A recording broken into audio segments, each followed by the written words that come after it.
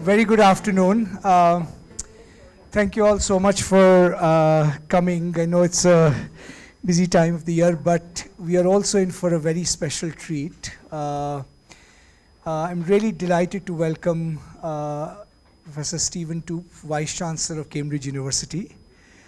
He's the 346th Vice-Chancellor of Cambridge University. Ashoka is still at number 2, so that gives you a relative sense of where we are. Stephen's really had such an extraordinary career across a number of domains, two in particular, law and things relating to international law. He directed the Monk Center at the University of Toronto, which is one of the leading centers for thinking about global order and international relations.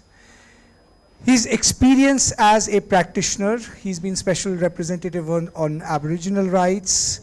He was, I think, the observer for the first post-apartheid election in South Africa. Really involved in such a wide range of practical projects furthering the cause of human rights and democracy, and has been an inspiration to, I think, the international law community and I think those who care about these things. And he does it in his own very quiet, effective way. I've had the privilege of visiting Canada many times, and I think the kind of reputation he holds for effectively promoting some of the deepest human values we care about, I think is very well deserved. He's also been president of University of British Columbia, another really extraordinary institution, and an example of what a good public university can be. I won't spend much time sort of going through his entire CV, but it's a real privilege and honor for us to have you here, and we hope this is just the beginning of a very long conversation. And to kick it off, a subject that could not be more timely, which is the idea of a university at this present historical juncture. Stephen. Thank you.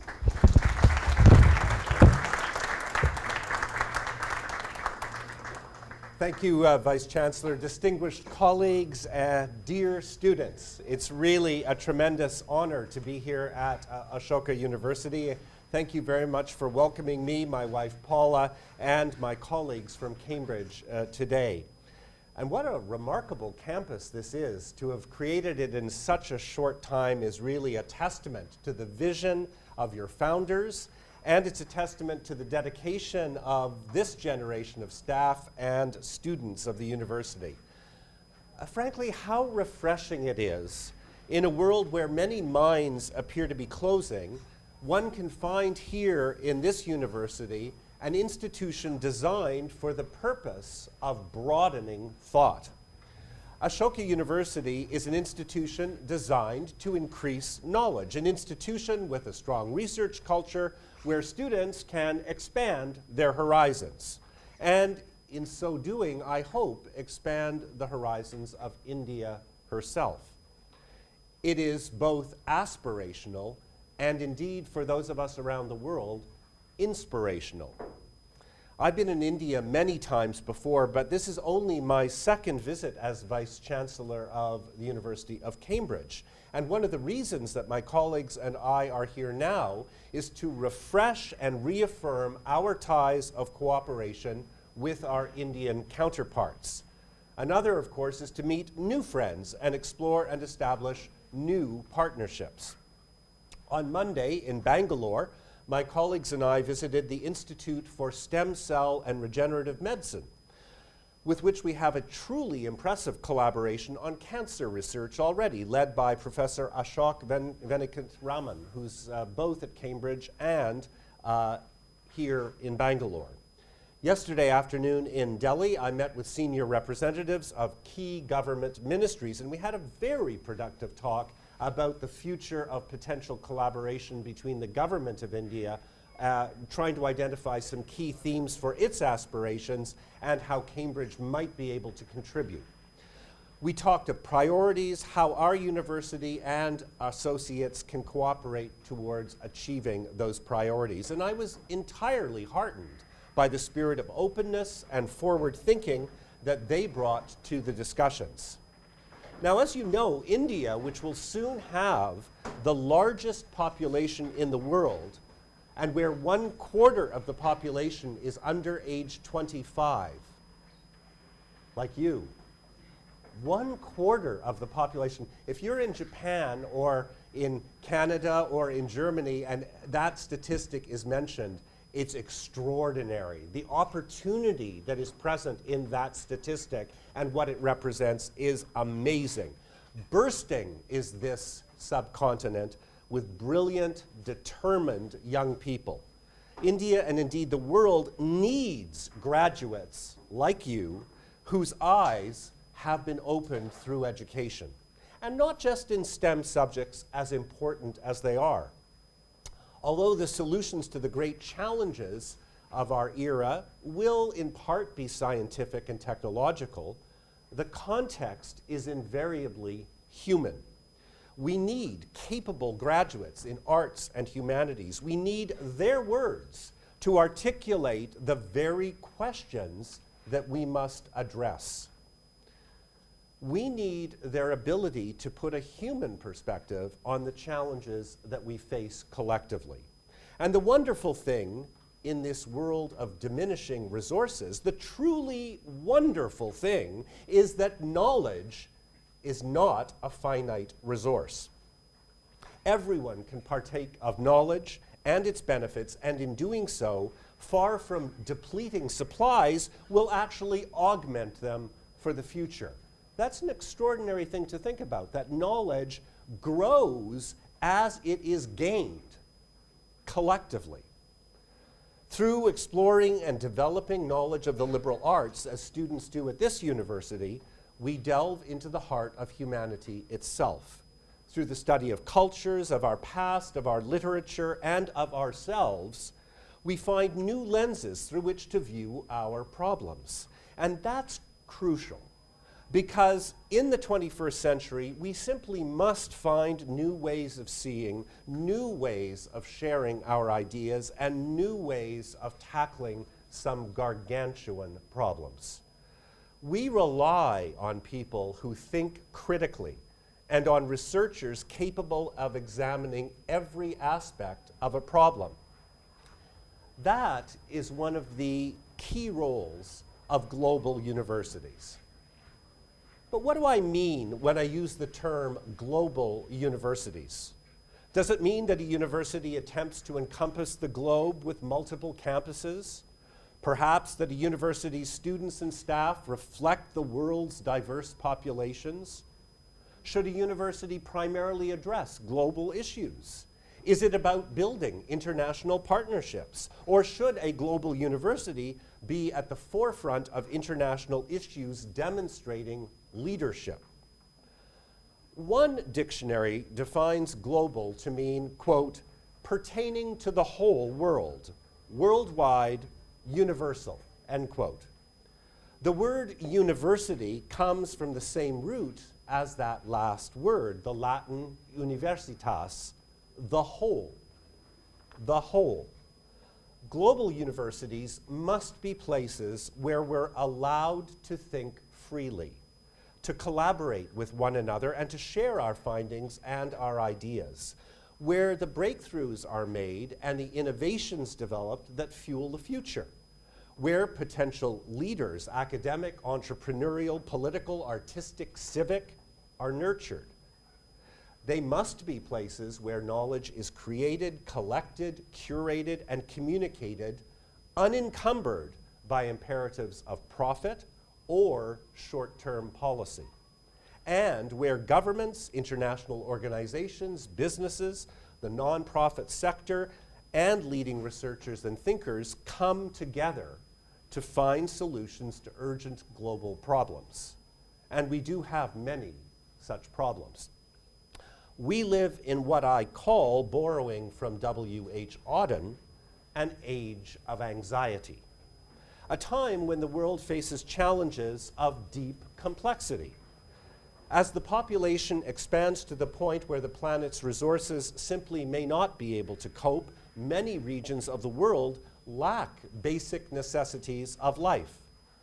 Floods and droughts, fires and famines, we are seeing war, hunger, and financial disaster leading to mass migration of refugees unseen on a scale since World War II. Mass migration that may begin to approach the scale of that which occurred here in India in 1947. We'll undoubtedly see a rise in the number of so-called environmental migrants, or more accurately perhaps, climate refugees, as the world's weather patterns become increasingly unstable and sea levels rise. Migrants leave their homes often in fear, and those in safer places seem to fear migrants. Political extremism, religious fundamentalism, and intolerance abound. But I don't have to tell you that. Despite the world being more connected than ever before, sadly, ignorance, mistrust, and cultural isolation not only persist, but are almost argued as positive values. The urgency seems to me obvious to us all. With global challenges of such magnitude, we need global collaboration to seek out solutions.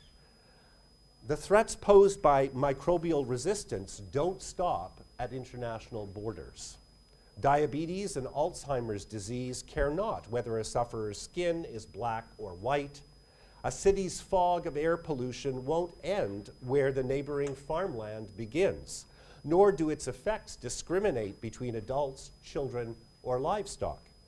The plastic filling our oceans could equally be ingested by a turtle swimming in the Polynesian waters or a seal in the Arctic. Our diminishing resources and the profoundly destructive impact humanity has had on our planet means that energy efficiency and deep reductions in carbon use are a priority for every one of us. None of us can do this alone. Collaboration is not optional. No matter how ancient its history, or how new and well-resourced its campus, or how brilliant its people, no individual research organization can attain globally influential excellence on its own. Great institutions must harness the power of strategic partnership with other universities, with businesses, with civil society, with NGOs, and with governments. Above all else, global universities must seek connection, communication, and collaboration.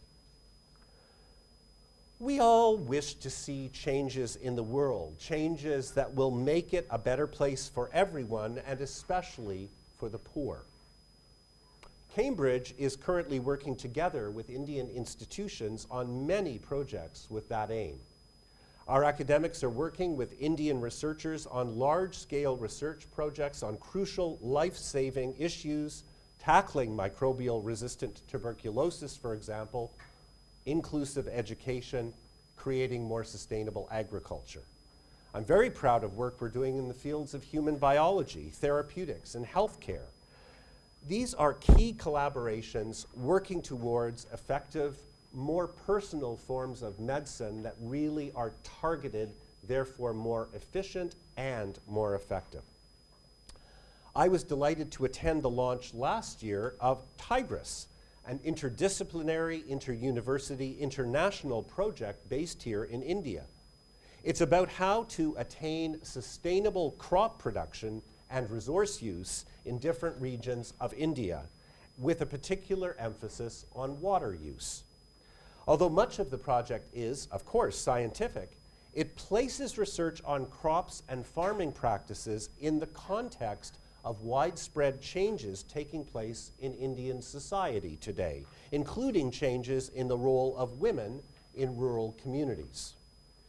The program's short-term vision is to improve Indian crop science and food security, but ultimately, Tigris will be about food security for the whole world. Solving this challenge, providing adequate, nutritious food for the planet's population, requires the combined efforts of engineers, geographers, and mathematicians. Together, they must collaborate to develop tools to predict future demands for energy, land, and water. Plant and veterinary scientists must collaborate as well with colleagues across the world to improve crop yields and livestock resilience to disease. But it doesn't only require scientists. Ensuring food security requires researchers in the humanities and social sciences to analyze the political economy of food supply and to evaluate the role of political structures in the production and distribution of food. It demands greater understanding of the regulatory frameworks of land ownership and the economics of change in land use. It needs public policy analysts to formulate methods of embedding new practices in communities and nations. Experts from almost every discipline in every part of the world must work together to achieve critical outcomes. The consequences of not doing this is that inequality will prevail, and societies will continue to split between those who have and those who have not. Now, challenges on that scale, both of complexity and geographic reach, demand the kind of multidisciplinary approach that global research universities excel at. Institutions that recognize and embody the truth in a Sanskrit saying, which I will translate, the entire world is one family. The entire world. Universal, university. The more we bring the different members of our global society together, the more we encourage everyone to understand diverse viewpoints and to work towards common goals. I think the more successful our endeavors may be. So let's call it a global society. But we all know that sadly, societies can be fractured and dysfunctional. There's always been division amongst nations, within and between religions, within and between ethnic groups. And this division is compounded when we do not take the time to understand each other. Now, self-interest often leads those with power or those who seek it to emphasize our differences. And I think we live in a time where we have seen more of that than in the last perhaps 50 years. Politicians that seek to emphasize our differences. But if what I've tried to argue about the challenges that we face is true, this is not the time for such divisions, nor is it the time for polemics and self-aggrandizement. Critical thinking helps us rise above confrontation and conflict. It helps us see through that fake news, through the sound bites and the ill-considered tweets and the meaningless political insults. More than ever, we require propositions rooted in fact, in logic, and in evidence. That's what universities do. We need the collaboration of a diversity of points of view that have led to the greatest developments of the past and will lead to innovations on which the future health of our planet and its peoples will depend. I think it is true empirically that throughout history we've benefited from diversity and collaboration, but often without recognizing it. We've simply taken it for granted. Trade routes that wound their way around the world meant people from different cultures could trade not only their produce, but their stories, their music, their medicines, and their inventions. It could take years, decades, or even centuries for an idea from, say, China to wend its way to Morocco and vice versa. And yet, to quote Galileo, they moved. Elements of culture shifted as well and were embraced without necessarily even being recognized for what they were. And the greatest inventions, the ones that changed the world, didn't happen in a cultural vacuum. They were the result of years of thinking and ideas and inventions by others filtering down through exchange. Just as an obvious example, the numerals that we use today, which we call Hindu-Arabic numerals, originated, as you know, in India, and as a concept traveled through the Middle East and North Africa, eventually reaching Europe and then spreading around the globe. And those numerals form the basis of maths, physics, chemistry, engineering, in fact, most everything in the natural sciences. So collaboration across time and across the world has always happened.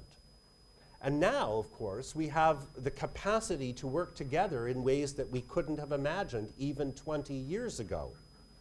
We live in a world that's shrinking in terms of travel time, where we can be connected in an instant to others all around the planet. And this level of connection is simply unprecedented in world history, although I assume that most of you take it for granted. And you should. But it's a dramatic shift.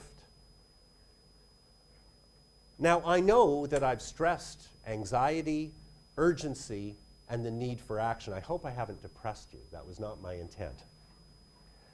Because it's also an incredibly exciting time. Researchers can share their findings in an instant. Through the use of advanced computer technology, they can analyze data on a scale unimaginable even 5 years ago. They can speak with each other at any time of day or night and demonstrate their discoveries without needing to be in the same place. Our students can study in cross-disciplinary environments where ideas aren't constrained by faculty or discipline. Diverse perspectives enable us to see a problem from multiple angles and to imagine and design approaches. Diversity in outlook leads to diversity in ideas. It's the reason we need academics and researchers from different disciplines to come together to tackle problems. But it's also the reason that we need academics and researchers from different cultural backgrounds, whose varied viewpoints provide crucial keys to unlocking deep conundrums. It's the reason we need our students and academics to learn from those from all around the world. It's the reason that we at Cambridge need to collaborate with institutions in India. Let me repeat that. We need to collaborate with institutions in India, and that's why we're hoping to strengthen our partnerships with leading universities such as Ashoka. Innovation is going to come from multicultural, international groups of researchers working together without boundaries, communicating and sharing ideas. Ladies and gentlemen, Cambridge's mission statement focuses on contributing to society.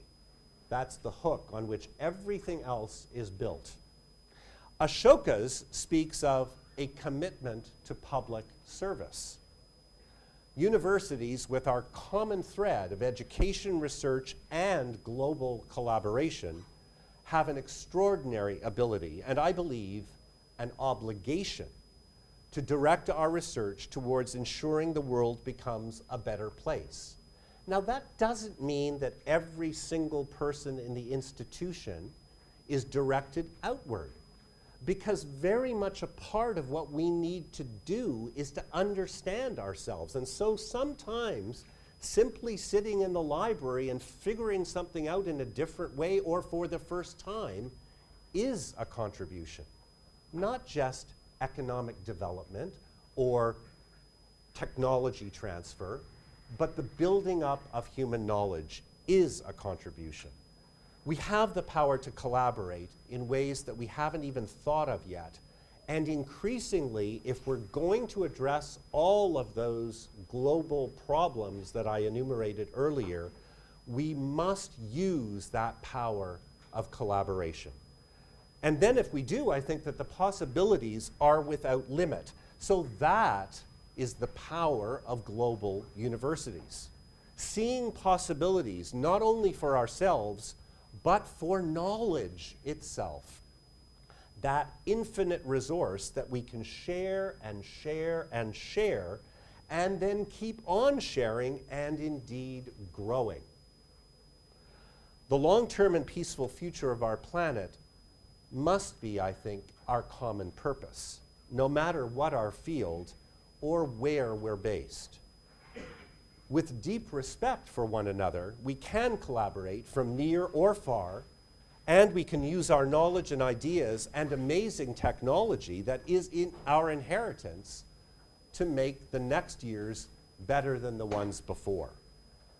Through knowledge, through connection, through collaboration, we have the capacity, you have the capacity to discover the new lenses through which we must see our future together.